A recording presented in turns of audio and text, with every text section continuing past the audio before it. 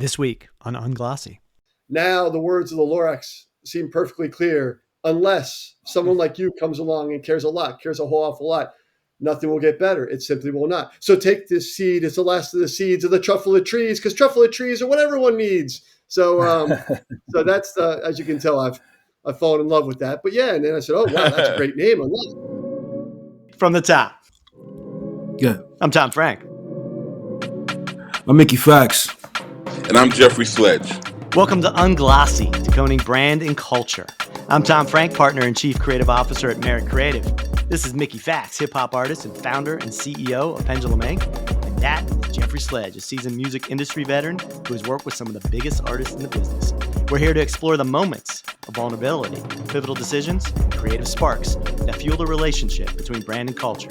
Get ready for thought-provoking journey into the heart and soul of branding, the unscripted, unfiltered, and truly unglossy truth. Are you guys ready to talk about sneakers, clothing, apparel? I mean, I you know, you guys consider yourselves fashionitos. Adidas. I'm here. I got a ton of questions I need to ask Eric about just, you know, the sneaker. I got nothing against the sneaker culture, but the process, the sneaker process. Yeah, I'm here for all Yoji questions. Well, we got into all of that with this guy. I mean, I really was looking forward to talking to him. I mean, he is a guy from my world as a brand and marketing guy that has done it at the highest level there is. Yeah, and absolutely. so to get to talk to him and I mean, he's so humble and we really honestly could have talked to this guy for 3 hours if we wanted to. He had so many stories that he told, but some that he couldn't tell and some that we didn't even get to. But it was really fascinating. And I love what he's doing. I mean, he's taken a huge chance, but he's following his passion and he's following what he thinks is right, which is very admirable. I think he's going to be all right. Looking at his Instagram and stuff, there's definitely a lot of support. He's in the company's Unless is doing very well so far, and I think he's going to be fine. And the way he explained some things that I didn't understand was dope, because now I really got a better picture of his vision, you know? Yeah. This is the episode of the Uns. The Uns? Unglossy, Unless. You got to put that in the title. I mean, Mickey, maybe there's a rap song that I write out of this that you can perform, the Un. We know that you're going to put this on Chat GPT and make up a rap with Uns. That's why you got to steal how I was going to do that. I mean, you know, it ain't like you trying to come to Pendulum Inc. to do it on your own. You're going to try to cheat and go to... Hey, audience. Take a shortcut. The one thing that Unless did that Pendulum Inc. hasn't done yet for you, but we'll get to it, is you listen to this whole episode, you get a little 20% off discount. Maybe in the episode when we get deep in the Pendulum Inc. down the road, maybe he'll match that 20% off. We'll see what it is. We can match it. That's not an issue. That's not an issue. You know what I'm saying? We'll figure it out. Shout out to Unless, man. My guy Eric, man. It's crazy. All right. Here we go then. Let's dive in with our conversation with Mr. Eric Liedtke.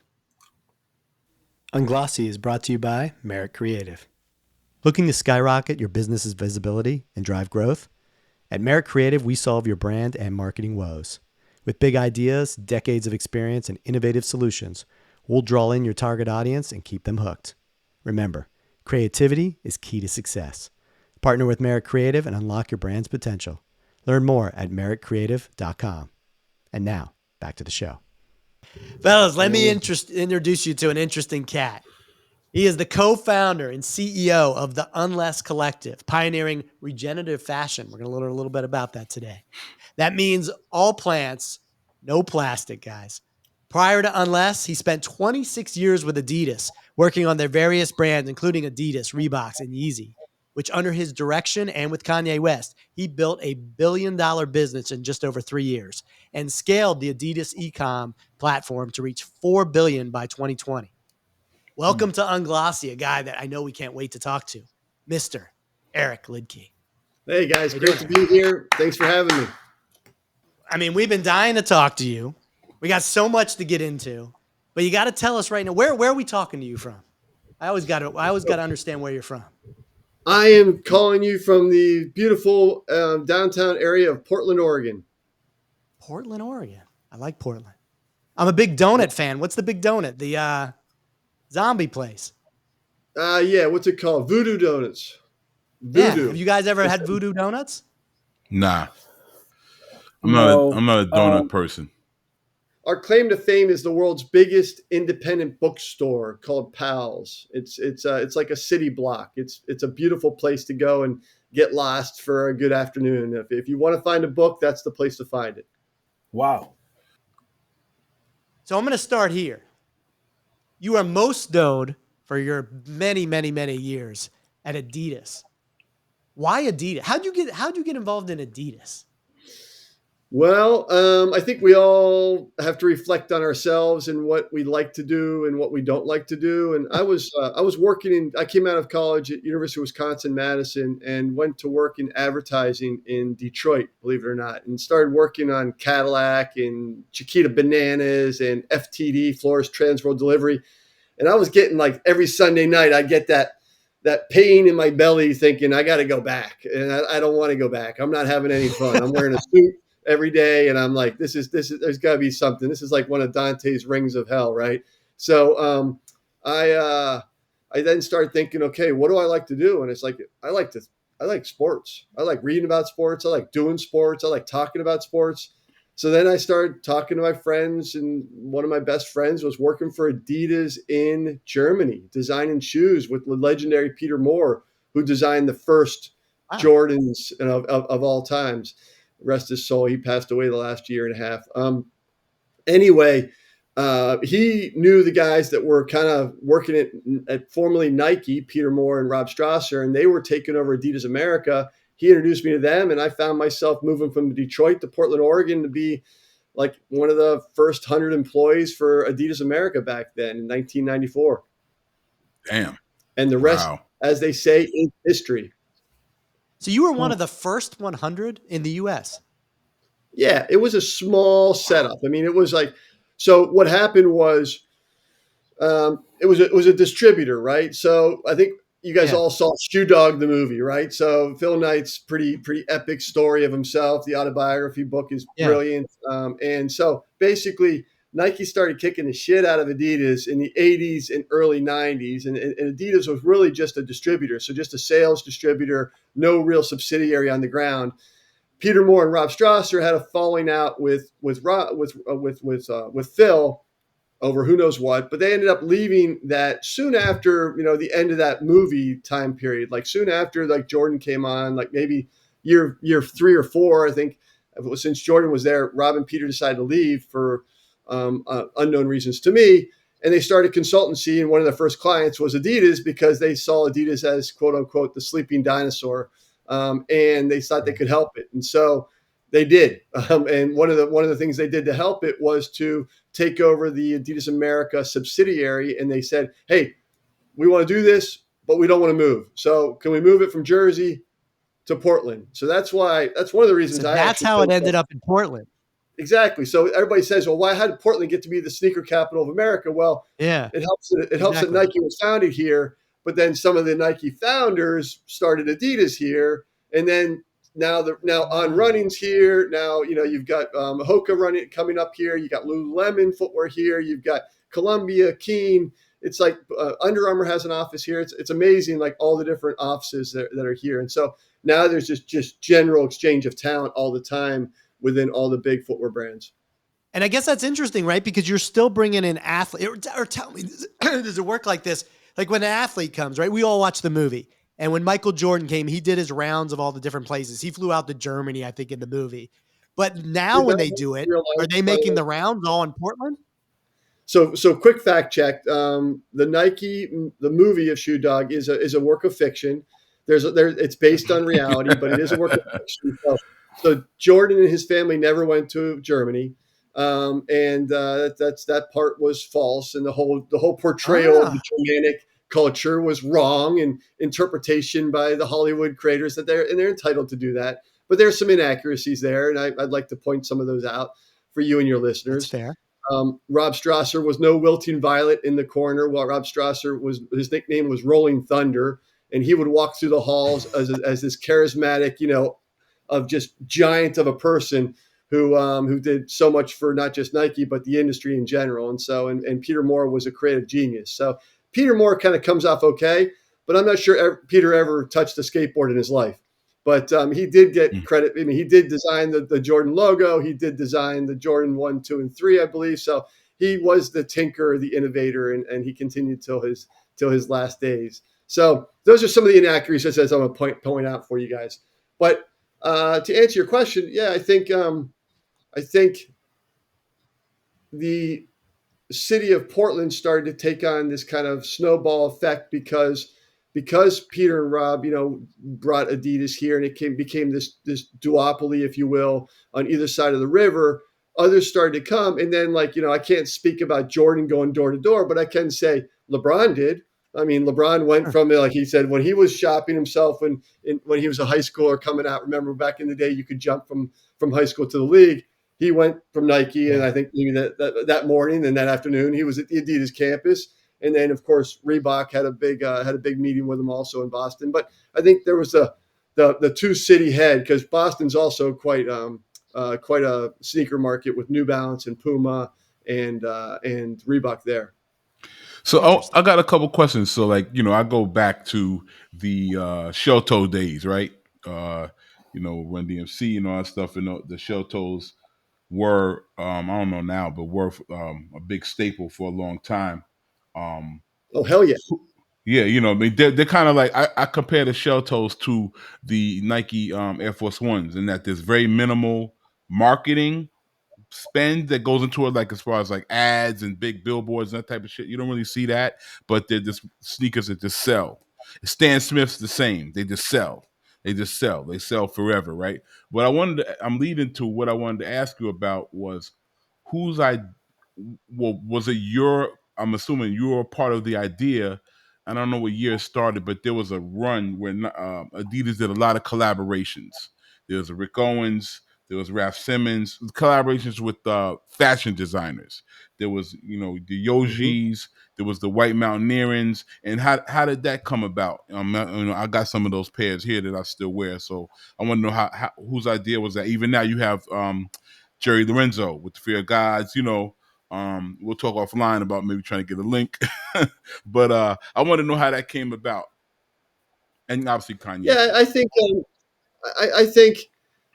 I think they're all very strategic intent. So first part is, yes, I think each of the there's only so many iconic franchises in the industry, right? And I think you mentioned a few of them. From Adidas, it's the Shell Toe Superstar, it's the Stan Smith, it's the Sambas and things like that are going on. So it's the Gazelles, these shoes that these shoes that never go away. They always come back. There's peaks and valleys, but they always come back. And then there's the Dunks, there's the Air Forces, there's the Jordan 1, 2, 3s. There's the Air Maxes.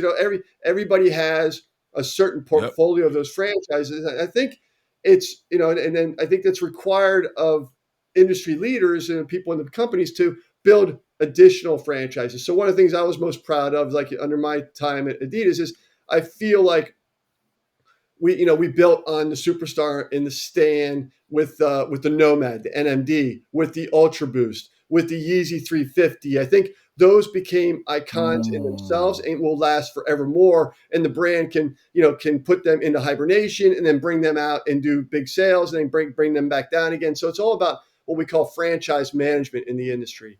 And I think when you overexpose some of those franchises is when you basically are selling too many too often to too many places. And then you almost force the collapse of that franchise, and you have to put it into hibernation for a while so it can get cool again by dripping it back out again. So there's definitely a strategic go-to-market management that goes into managing each one of those franchises. And I think we all know it when somebody's overplayed it, when you get an operator in there that doesn't really understand the culture of franchise management and just does too much with it too quickly, too big, and then you get a collapse. And I think the most recent one I can talk about is Vans. Vans really went, with the old school shoe to everybody. They blew that thing up. I think you could buy them at gas stations, but by the end of its run, and now it's like you can't pay somebody to wear those things. So Yeah. everybody has that, that heat and then cooling off period. So the collabs then are really critical to kind of generate that heat, if you will. Like when we started to want to bring back the Stan Smith, we went and talked to Pharrell and said, okay, Pharrell, let's have some fun with this. And he came up with a 50 colors. Oh, sorry, that was a superstar. Mm-hmm. He came up with 50 colors. There's that famous picture of him sitting in the middle of like 50 colors surrounding him of the superstar. And and you start having some playful things. And, Pharrell is such a master producer. We had him basically produce the relaunch of the superstar. And what I think I would say to the collab strategy is you have to take a very holistic look at your consumer and recognize that, you are a sports company, but also understanding that, sports is very limiting. You help people run faster, jump higher, kick stronger. But you have to also recognize that the culture of sport doesn't stop when you leave the pitch or you leave the field or the court. It goes into the hallways, into the streets, into the music venues, and it lives and breathes there. And that's where I think Run DMC, made it their own. Now, nobody planned that. That was just an organic thing that these guys just really liked that silhouette and started to have some fun with it. But taking a page from that and reinterpreting that, yeah, we were very intentional about bringing Ye into the portfolio or bringing Bad Bunny into the portfolio or bringing Pharrell into the portfolio and saying, hey, let's do something and curate this and capture this culture of sport. And then the third thing, what I would add to, because I think it really is important for where I'm at today with Unless, is really looking at the world our consumer lives in. So, the game is one side, the life is another, but the world is also very important to our consumer. And, what we found is kids care about Black Lives Matter. They care about LGBTQ plus rights. They care about climate change, but they don't know how to really participate in fixing it other than carrying a sign occasionally or protesting or, doing some activism. Where we thought at Adidas, why don't we, we had this expression of our why was through sport, we have the power to change lives. Well, let's help them change their lives in their game, their life, and their world, and give them an opportunity to buy into change. And so that's how we got into some more sustainability stories with Parlay for the Oceans and things like that really started to build advocacy for the brand. But that's a lot of me talking, and I'll stop. I want to get to the ocean stuff because I think that is interesting. But I want to go back to something you said about Run DMC. So that's how I feel like I first got introduced to Adidas. But Run DMC wasn't a collaboration, right? Run DMC did that on their own. And am I right in saying that? Yeah, and they absolutely. Even came out with a song, right? Yeah, that my Adidas. That predates me by quite some time. But I think Run was absolutely, picked it up on their own. They liked the silhouette. They styled it without laces. They brought the tongue out. They did the whole thing. And again, this was back when, dare I say, this was an original shoe made for Kareem Abdul-Jabbar to protect your toes when you're playing basketball from landing on, right? So there was a clear intent and engineering behind the development and design of that shoe as a basketball shoe. In a pro model, in the high top, and the superstar, the low top. Run DMC saw that and said, that's for us, and we're gonna do that. And they came out with my Adidas, and that they really started to really make some headway with that. And then they blew up, and the superstar blew up as a silhouette. And Adidas again was fairly, not as at its peak, let's say, in America. So there was just a lot of distribution and not a lot of organization around maximizing that opportunity. That just was organically done by Run, and I think Adidas tried to sell as much as they could, but they didn't light the fuse, if you will. And that was, you're right. I mean, that way was before you. I mean, when you came in, then I guess in the early 2000s. Yeah, I was appointed to the board, so I was there from '94 to 2019. But I went to Germany in 2006 after we acquired Reebok. To kind of like backfill for head of brand marketing. And then I made my way into head of sport. And then I was promoted to the board in 2014. So what were some of the key challenges, right? You came in at a time where Adidas did not sit where they sit today, which, I mean, Adidas in a lot of ways sits as number 2 behind Nike. Maybe not anymore after this past week. Who knows? But Still a distant number two. Still, this is number two. But what were some of those big challenges that you had to face? Because you did. I mean, they are number two now. I mean, a distant two, but still number two. That's over the course of the time that you were there. When I got appointed to the board, the brand was in a crisis. There's a lot of reasons for that, but primarily the share price had cratered to lower than $50 a share from something like 220, and there was two profit warnings given within 12 months. That's never a good look. Nike just gave a profit warning. Basically, a profit warning's sexy word for when you change your outlook.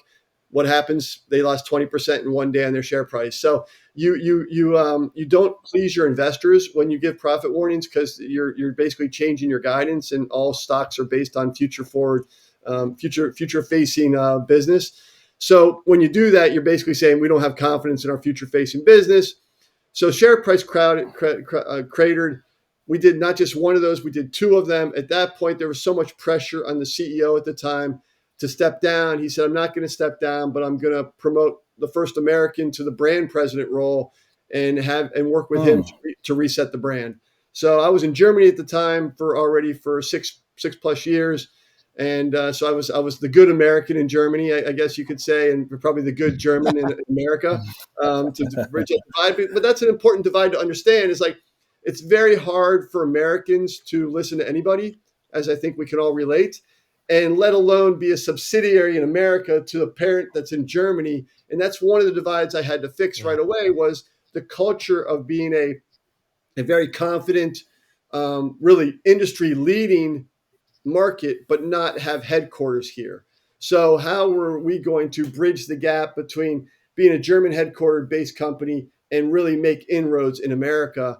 And we did that, through a lot of different efforts I can talk about if you like, but I think it was one of the biggest things we had, was to really fix the culture of the company, to get us, because right now there was a lot of us and them, headquarters versus the markets, headquarters versus America. You do this, there's a lot of internal dynamics going on there that, you can only understand if you work in a bigger company, or I guess smaller, Right.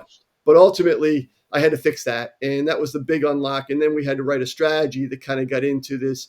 How do we create the new versus, just lick our wounds from the past? Yeah, I was going to ask you about that, like working, for a German company in Germany at that time.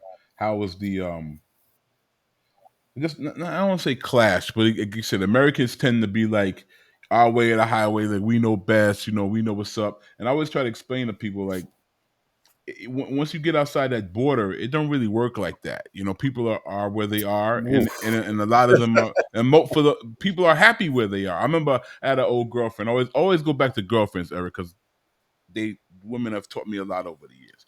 And Currently, you've had a lot of them, yeah. A few. Anyway, she was at that point had not traveled. Now she's like a world traveler, but at that point she hadn't really traveled. And I had come back from London, and she was like, "How was London?" I was like, "Oh, it was really interesting, because when you talk to people in London, they may ask you where you're from, right? Because they could hear the way I speak, but they're like, okay, cool. But like, I'm from London. Like, we got our own shit here, and it's popping, right? We're not trying to be New York, we or whatever. We got our own thing. She couldn't understand that at the time. She said, well, if I ever go to London, I'm gonna let a motherfucker know I'm from New York. But I was like, it doesn't really work like that. So I'm leading all that back to you coming from the States and saying, like, I'm from the States, but you have to kind of adjust to their corporate culture. I suspect, in a way. You can't come in and be like, bull in a china shop. You had to kind of, how did you do that? How did you adjust to the German culture? They're very stiff and they're very on point and correct. How did you do that? Wow, that's very insightful. I appreciate the question. Listen, thank you, Eric. I'm very curious, and I'm very curious about internet, from a different culture standpoint. And I grew up, like, I started working for Adidas in 1994. So I was there for a long time beforehand. So I'd spent 13 years already in the States working this relationship. So I knew the pressure points, if you will. But I also knew that, my parents taught me to never burn your bridges and respect everyone, no matter what and who they are. And so with that kind of mentality, I would lean in. Like a lot of people would go to meetings, like in Germany, like, Americans, all the markets would fly in to get the new season's products and get a kickoff. And people would fly in. The meeting would be on Tuesday. They'd get it on Monday. They'd be out first thing on Wednesday. And I'd be like, no, I'd stay till Friday, because I believe, you only build relationships at the water cooler, right? You don't build the relationship when you're sitting in the back of a meeting, listening to a PowerPoint or getting some product handed to you and shaking hands and getting out of there. You break bread with your brethren. You drink with your brethren. You go to the beer gardens with them. You understand their view of the world, and you try to put yourself in their shoes. So I can imagine why they'd be frustrated with American mentality, saying, well, this show's not right, this toe down's not right, these colors aren't right, I can't, you can imagine the criticisms that would come, because when you make something, when you create something, you're trying to create something for the world. When you're in a global position, you're trying to please the Japanese, the American, the Australian, the German consumer, the French consumer, and they all have a strong point of view on what's right for their market. And this is where like the Nikes have mastered this class. And, it's like they control everything at headquarters and then they send it out. Germany, Adidas was always like, hey, we're always the powers in the markets. So the markets would come to headquarters and just, this is what we need. And so I would go to headquarters and be like, hey, I want you to understand our consumers. So I'd spend a lot of time presenting to them consumer insight information and where our consumers are going and what our retailers are saying. And so they could incorporate that into their design process. So one time I think I flew over there 14 times in 1 year, because you gotta make a bit, and that's from the West Coast, right? And that's before like a lot of West Coast flights. So I was going through Cincinnati and then I was getting back up in the plane, and it's like, this wasn't like lay down flights. This was like middle row coach. But I was young and I was ambitious, and it was that time all of a sudden set me up to be part of their team. They saw me, like I said, as the good American in Germany and the good German American. That time got me the invitation to go over and join the management team when those opportunities arose after we bought Reebok. That gave me a lot of credibility with the team there that paid dividends for the next 10 years of my career, really, when I lived there, because they remembered that I was that guy that asked questions and didn't pound the table. And I think I think I'd say the same thing to tourists coming over. It's like everyone knows the American tourists. We can see them a mile away because they're the loud ones that don't really care about the cultural etiquettes of a certain place you're in or where you're at. It's like, Americans have, and I love America, right? I'm a proud American. I'm as American as you get, and I always wanted to move home. But it's like having spent 13 years in Europe, you can see some of the warts on Americans as well as they come over and just take over X, Y, and Z plazas during the summer. So it's like, it is what it is. I mean, I think you have to look at that both from a cultural insight, but also from a business insight. Mick, what you got to say? Yeah, I mean, in terms of, Adidas and collaboration, right? Like, obviously it's a German company that has done collaborations, obviously with the United States, and collaborations with Japan, with Yoji Yamamoto. Who makes the decisions to create this global conglomerate of product for people of all walks of life all across the world? Who makes these types of decisions? So the people at headquarters are responsible for creating product and stories and marketing campaigns for the world. It's how you utilize that. So there's a couple things I think you're getting at. So one is when I came in to try to create instead of having us versus them and us, I basically came in and said, from a culture standpoint, we have to recognize who does what really well. And Americans design exceptionally well and they tell great stories. Okay, we're going to go out and hire an American creative director. We're going to hire an American head of digital, and we're going to have an American head of brand marketing for the world. In fact, I leaned into that so much, I started calling Portland our co-headquarters. That didn't go over so well with some of the other board members, but it was important for me to send that statement that Germany was going to be the ancestral headquarters and the headquarters that was going to run financials, engineering, innovations, the things that the Germans do really well. You don't want to mess with the Germans when it comes to, operational excellence and innovation and engineering. You don't want to mess with Americans when it comes to storytelling and design. So could I harness both and make it an us world that would come together. And that's what we did by putting strategic responsibilities in both Portland, Oregon, and in Herzogenaurach, Germany, which is the headquarters of Adidas. And so that relationship worked really well, and it gave everybody a role. Within that, then, those creative processes, you've got general managers that run different businesses. Those people are empowered to win the consumer for originals, which is where Superstars and Sambas and like all the OG Adidas product works, and as well as some new stuff like Nomad and things like that, or running or basketball or football or whatever. So those people are empowered and enabled to win their consumer. And if they think winning that consumer would be doing more with Rick Owens or doing more with Bad Bunny or doing more with Jerry Lorenzo, then they've got the remit to do it. And if it works, they're heroes. And if it doesn't, then we might have to look at a change out of personnel. But we try to lower escalation levels so those people are empowered to win those consumers and do it in a real-time venue. And that allows people to move fast. I'm speaking in present. I'm no longer there. It's been 4 years. So Jerry came in after I left. So it's like I'm telling you how it was set up when I was there. I got one more question on your past, and then we're going to move forward because I don't want to beat you up forever on that. Well, we're going to, I guess, two, because we're going to talk about Yeezy in a second, of course. But I never understood why Adidas didn't feel like you ever really pushed the sweatsuit.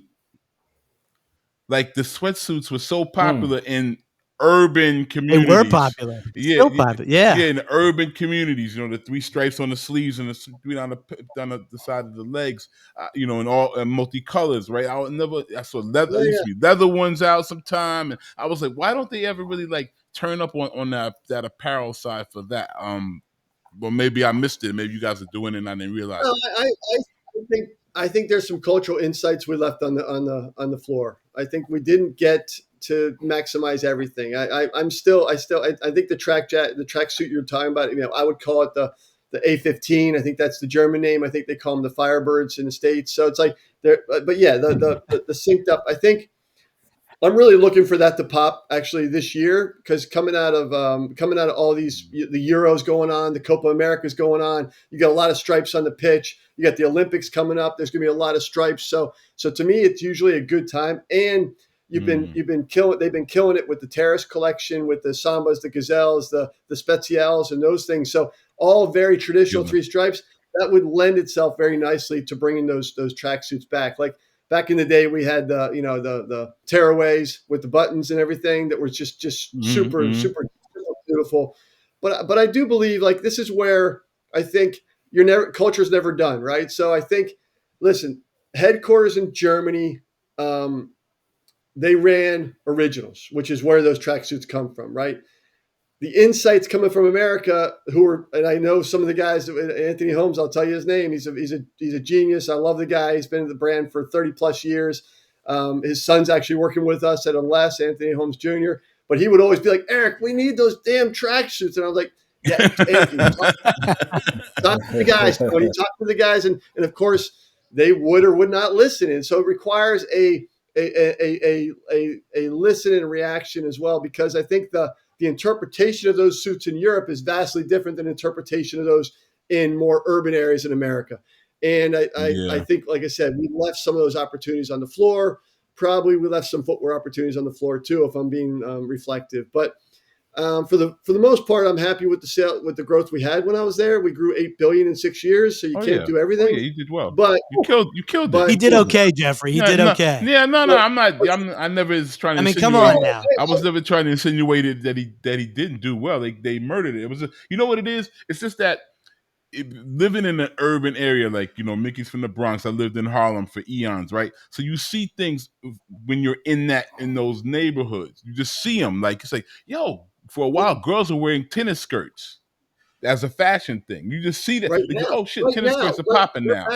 So, and it's always like, I wonder if the people, the powers that be see that stuff, because I'm seeing it like Actually seeing that. every day. Or is there a person that is assigned to go to Southside Chicago and Harlem and East Oakland or wherever the people be, or Southside Atlanta, and see what's going on? I don't know. I mean, you talking to me and Mickey are like real sneakerheads, right? So we're really part of the culture. So I'm just getting I'm like a kid here because I'm just getting a chance to ask a dude who killed it.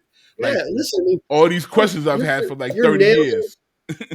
You're nailing it right on the nose. If you don't have a humility in a global organization and a desire to listen and be curious to these insights, because those insights come up, right? We have Adidas has ears and eyes everywhere, right? So we're in those areas, whether it be South Chicago or Harlem or the Bronx or you name it. We even set up I set up a creator lab in we call it the Creator Farm in Brooklyn, because exactly what you're saying. We wanted to have designers. I recruited there's three really big time designers out of Nike we recruited across. It was in the press if you're following the industry. We set them up in Brooklyn to set up a Creator Farm where we would bring in global people from Shanghai, from Germany, from Portland, to listen and learn to the culture that was going on and bring those insights back into the mothership, if you will, to influence design and R&D. So we were acutely aware of the need to get into the communities and listen and understand and be on top of trends that were coming, if not setting trends ourselves. So, but again, I think when you need to really, as a management, because of course I wasn't in those, I didn't have the time or ability or bandwidth to listen to all that those insights are coming on, but I expected our guys to. My job was to make sure that people were listening and talking and working together on those insights to bring them to life. And a lot of times those things would work, and a lot of times they would fall down, and we wouldn't get that across like we should.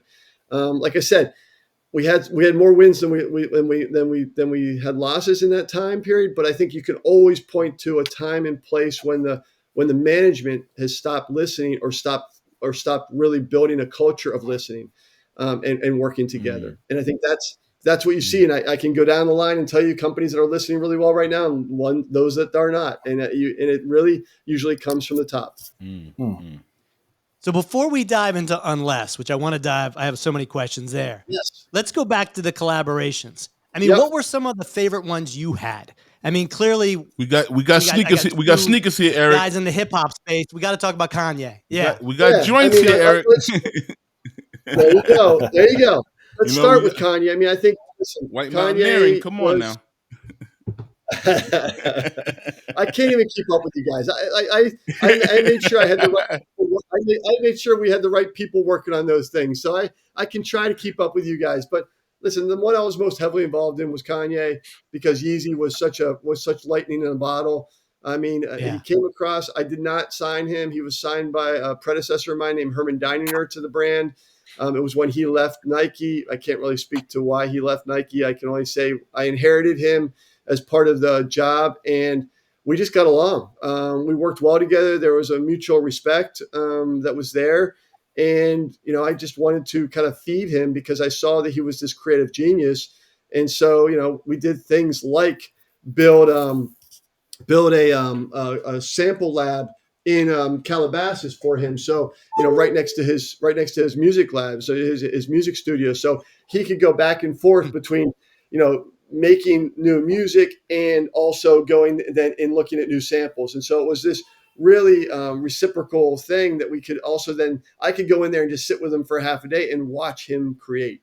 And I think that was one of the most inspiring things I would do, because I could see that he was never really finished with a project, whether it be a song or whether it be a shoe. He always was tinkering and always was building on, which is why it was important for him not to have to fly to China every month to make stuff, but to have a real live sample room there. And that sample room was expensive, right? As far as I'm aware, it was the only time a brand's ever done that for an artist, to say, hey, we appreciate and respect and view and support you so much that we're going to put your own sample room together, Asian level factory sample room, staffed with 25 people that can make product, everything from uppers to toolings to everything else, to make you finish samples on site so you can see and iterate before we go to Asia for final production. Wait a minute. You're telling me so there was 25 people in this facility you put up for him at all times that he was walking into, and like how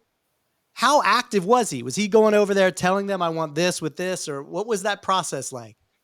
You know a little bit about Kanye, right? So I mean, I wasn't managing him on the ground, but I can tell you that he was. We had a minimum of 25 people on the ground in Calabasas between the Yeezy team and between the Adidas teams, from designers to developments to sample room people to yes, for sure. Wow. That's verbatim. And then the other one would be, he would be very hands-on. If he didn't like a toe spring, or he didn't like the toe down, or he didn't like the line, the grade coming down. I mean, he would get samples to see because it was better for him to iterate on. But those samples to create were very hard to do. So he wouldn't just, we would go drawings and then we do 3D and then you go to sample. And we wanted to make sure that was as convenient for him as possible so we could get the best work out of him. Wow. Well, listen, I'm a Yoji guy. I'm gonna just say it right now. I'm a Yoji guy, and I think I think this is probably gonna be like the last question we have with Adidas before we move on to what you're doing now. But a lot of the fashion forward stuff that he was doing, do you feel like the Japanese culture in terms of fashion was so ahead of the curve? Was it a culture shock for Adidas in that perspective? Right, I have on this Yoji shirt right now. This is not the shirt. The actual shirt is this. Yeah. But there's a covering over it that's actually there. This is not something that you typically would see in an American retail store. Yeah. So how did you guys navigate these kind of budgets and cut and sews with a Yoji Yamamoto? I think first of all, I think this is kind of Adidas's secret power, if you will. I mean, I think they're very understated, and I think that attracts people like Yoji to the brand. I mean, it's like Adidas has always been we walk the talk, we say what we mean what we say, but it's not chest thumping and cowbell ringing and some of the things that some of the competitors might do. So to me, it may not always be the strongest way to go out, but it is a very pure Adidas, craftsmanship, cobbler, tradesman. And so when Yoji's, and this is the brilliance of my predecessor, again, Herman Deininger, he saw an opportunity to bridge and to connect.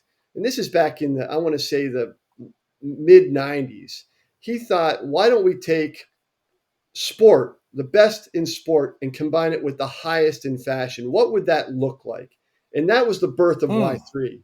So Y3 is basically Yoji Yamamoto's name and the three stripes, Y3, coming together. And that was eons before its time, right? There's no other collab that was even around at that time. That was just the brilliance of Yoji and the brilliance of this gentleman named Herman Deininger. God rest his soul. He's since left us, but that's on a scale I can't even imagine being able to put together, right? Because that just brings in two things. And with that, then they build on that with Stella McCartney and some other things that came along. But really, what I think they saw in Yoji was a similar craft. Like we at Adidas were crafting the best in performance footwear, right? It was like we have this place called Scheinfeld, which is a local factory. It's still in Germany, where they hand make every football boot forever, soccer boot forever for players. The players would come in, get their shoes lasted, and it would be made in custom. And isn't that what Yoji was doing from a tailoring standpoint and a craftsmanship standpoint? And isn't that what was so brilliant about Japanese craftsmanship and tailoring? If you've been to Japan, which I'm sure you have, the craftsmanship there is unprecedented, and the athletic stuff is unprecedented. So to bring those two together was just a match made in heaven. And it's been something that I've been sometimes critical of because it doesn't move fast enough. And then I always remind myself that this isn't about moving fast. This is about the pace of fashion still, but almost a slow, thoughtful fashion. So I think that marriage has always worked well in that regard. Right. Maybe some other ones, maybe not, but I just want to say, pay tribute to the master tailor that Yoji is, and and the things that he's taught me personally, obviously. As your career obviously progressed, I mean, there, at least from what I've read about you, there was a pivotal moment there, right? Where you went from collaborations with cultural people, athletes, all of that, really into this ocean conservation or more mission oriented, I guess, direction, right? And that kind of started at Adidas, but obviously led you to where you are today with Yeah. Unless.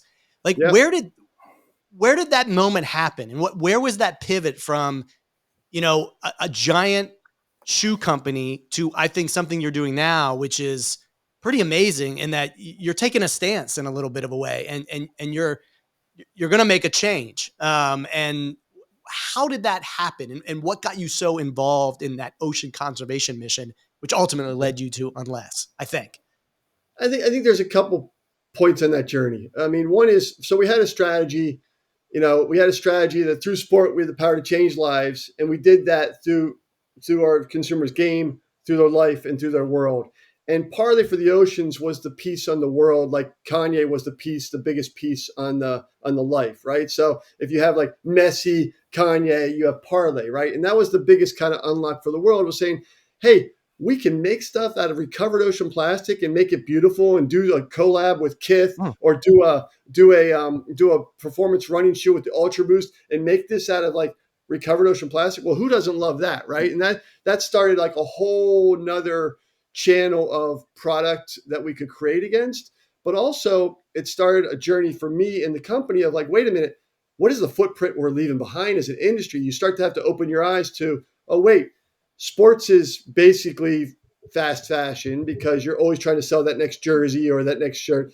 It's 70% made of polyester, which is a petroleum derivative, which is, basically not good for the world. It's a forever material that never really goes away. It just breaks down. And so when you start to hear and see these things, and then the degradation of the ocean, you can't unhear and unsee those things, right? As an individual, as a father, as a leader, you're like, oh, this isn't great. So we did what we could at Adidas, and we picked a fight with plastic. We got rid of plastic bottles in our campuses. We got rid of plastic bags in our stores. We got rid of plastic beads in our beauty care product. We committed to getting off of virgin polyester by 2024 and replacing it all with recycled polyester, which is a massive undertaking. And we did all those things, and we continued to build the brand and had some fun. But at the same time, and I was whispering myself to sleep, saying I was doing good, but I was still participating in it. So at a certain point, you're like, okay, I've had enough. I've done what I can here at Adidas. I've been at the position of the board and the president of the brand for 6 years. We completed the turnaround. The share price started at 50. I think when I left, it was at 319. So I feel like I checked the box, and it was time for me to turn the keys over to someone else. But at the same time, I had this burning desire to say, what if I went outside and tried to make something not with plastic at all, not with petroleum-based product at all? What if I tried to pilot a regenerative brand that was made only of plants and minerals?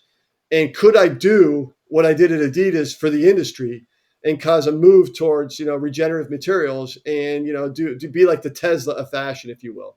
And that was something that started to get in my head. And, I was foolish enough, stupid enough, cocky enough, arrogant enough to think I could do it. So raised some money and got to work. Unfortunately, it was right in the middle of COVID and all sorts of challenges there. But I'm happy to say that we're alive and kicking and having a lot of fun. And we've made everything from shoes to socks to wovens to knits to hats. And now we're, starting to partner with other brands to kind of scale our audience and our distribution. And I'm firmly believing this is the next thing that's going to happen from a material revolution in the space. And I am kind of amazed by the name, right? Because I read an article in the Bloomsburg, I think it was back in 2023, and correct me if I'm wrong here, but the name really comes from the Dr. Seuss's the Lorax, right? Yeah. Unless someone like you cares a whole awful lot, nothing is going to get better. It's not. And I kind of, I don't know. To me, that was kind of an interesting way to go. Because at first I was like, why don't we name it Unless? So we launched this brand, this idea, and then I was sitting at my house reading to my 10-year-old daughter. At the time she was 7, and I was reading to her The Lorax by Dr. Seuss. And at the end of the book, just like you said, hey, there's this Onceler, the guy who like basically destroyed the environment, cut down all the trees, killed all the birds, killed the fish, and he's now sitting in his now defunct factory, basically ruminating on how he's how he's destroyed everything he loved.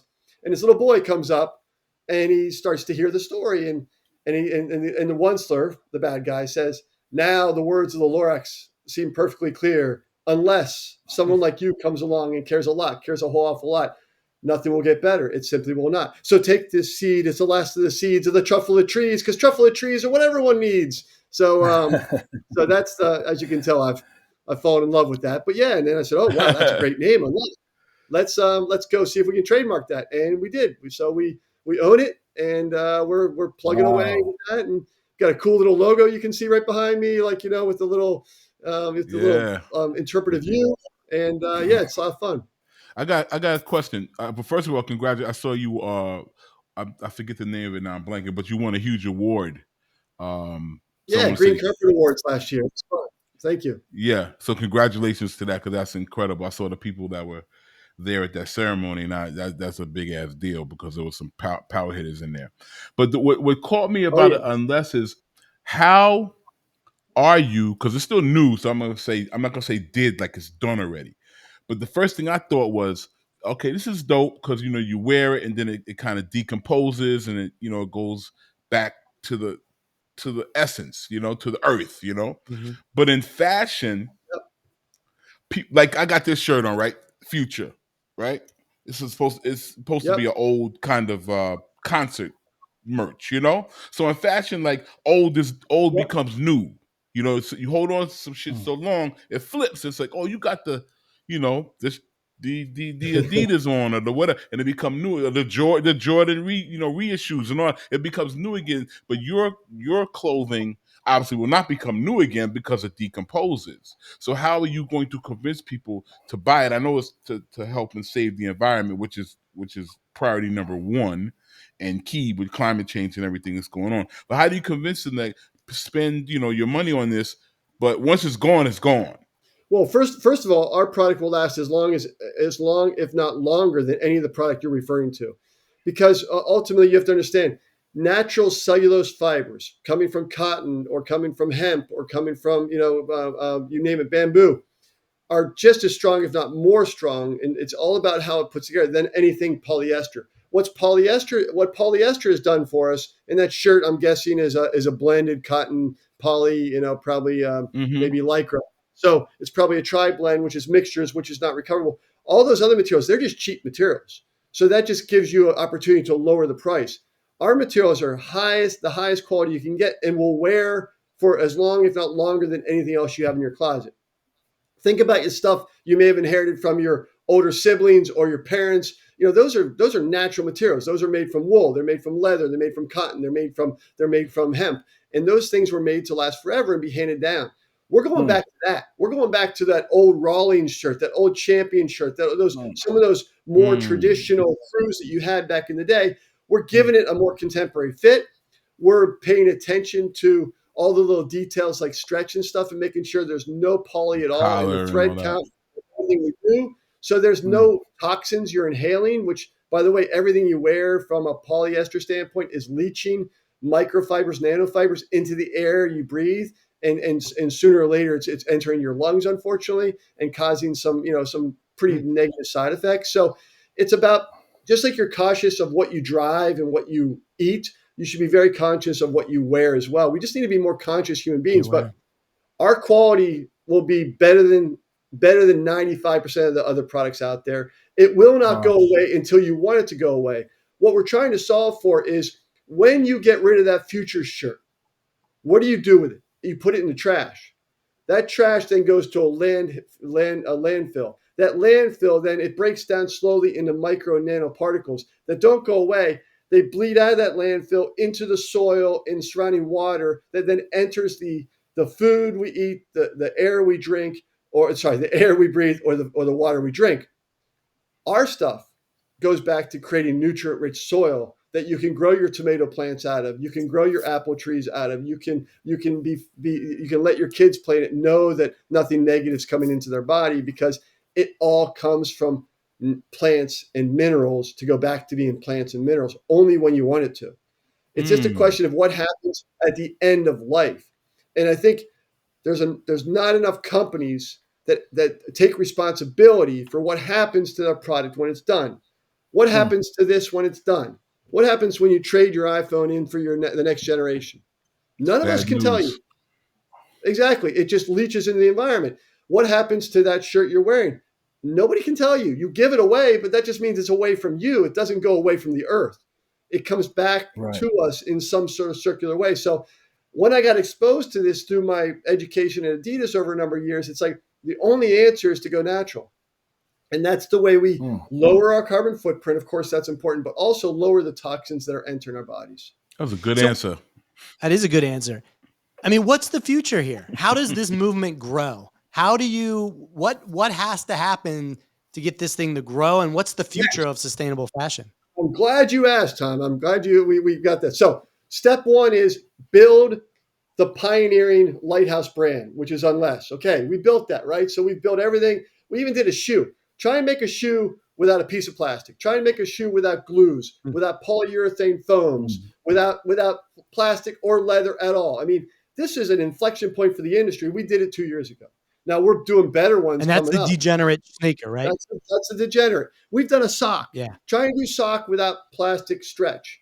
When you stretch something, whether it be your Lululemon, your Aloe, whatever it may be, anytime you stretch something, you're stretching melted plastic, right? That's what it is.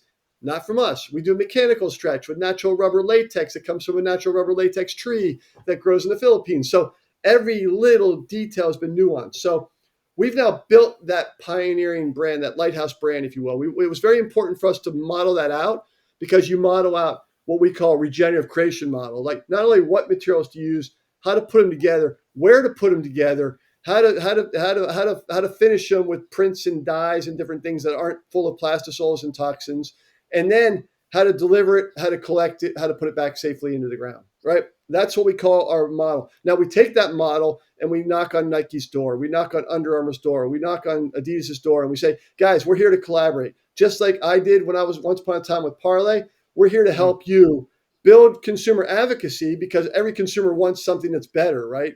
But also build a movement that changes the industry from one that's producing things out of 100% or 70% plastics and polys to one that's building things out of plants and goodness. So build the model of the brand, Unless, show that consumers want to buy it, which they are. Collaborate with partners in whether it be H&M, Uniqlo, Nike, Under Armour, it doesn't really matter. Collaborate with everybody and then ultimately certify for compostability because you build up a trusted name called Unless that now consumers are trusting. So if they see Unless on the neck label of whatever brand it is, call it Y3, they're going to know, hey, this Y3 shirt's made a better way and it's going to go harmlessly back to ground whenever we're done with it. Whether I put that in my front yard, whether I put that in my compost file, or whether I send it back to Unless to get a discount on the next thing. It's like, so we're trying to make this circuitous thing that is as good as any Yeezy, Supreme, Palace product that doesn't make you compromise your tastes for your values, but gives you that underwriting values that can help systemically change the fashion industry. I love it. So let me ask you the question that we ask every guest who comes on here. Yeah. To take this to that next step, you talked about collaborations, you talked about partnerships. Yeah. Who is the brand or the person, if you could wave your wand, that steps in and is the first big partnership for Unless? Well, I mean, it's no secret that Kanye and I have talked about this. If you've seen a certain video, I mean, he was in the early days, he wanted to buy Unless right out of the gates and apply all this learning to Yeezy. Unfortunately, Kanye decided to go a different way than we did. I won't really comment on that, but we all know what's happened with Ye in the past couple of years. I think so. Now it's a question of looking for the right visions, people that share the vision. I mean, the thing I liked about Ye is he shared my vision. He shared my vision for a regenerative future, and he gets that 100%. We just didn't agree on other things, the way we see the world. So I would say that, I'm looking for other visionary leaders. And right now the industry is in kind of turmoil, from the sports industry. Like there's a lot we talked about it off air earlier about, some of the results that are being put up by some of the big ones, and the biggest one are not great. And so they've got other things to deal with. So I'm looking for, that mid-size visionary that wants to change the world and create the change we need to see. And I think there's a few of them that I've been speaking to that I'm very bullish on, but nothing to disclose today. But watch this space. Fair enough. Well, man, we could talk to you, I think, for another 2 to 3 hours, but we're coming up on an hour here, and I just wanted to say thank you. I'm excited about what you're doing. I think that you're in a market that, I mean, as a brand guy, I see so many clients come to us and they're trying to figure this out, right? This is the right path forward. How do we do something? How do we make the environment a better place when we leave? And so I'm excited about the growth of where you're heading. I want to get my hands on a degenerate sneaker. I want to check this thing out. Is it for real? Am I going to be able to run 2 miles in it?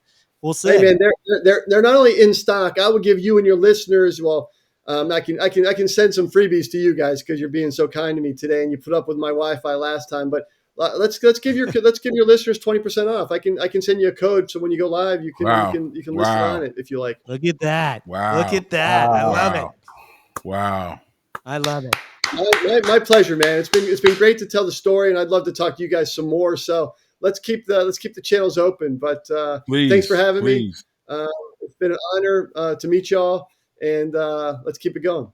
Thank you. I love it, folks. That is Eric Liedtke, who is changing the world of fashion, and we're gonna ride right along with you. I love it. Let's get it done. Thanks, fellas. As we discovered today, all products at Unless, from the buttons to the labels, are entirely plant-based and designed to leave zero plastic waste. Check out The Degenerate and much more. Shop now at unlesscollective.com and take 20% off by entering the code UNGLOSSY at checkout. All right, folks, that's our show. Tune in to Unglossy, Decoding Brand and Culture on Apple Podcasts, Spotify, or YouTube, and follow us on Instagram at UnglossyPod to join the conversation. Until next time, I'm Tom Frank. I'm Jeffrey Sledge. Smicky! That was good.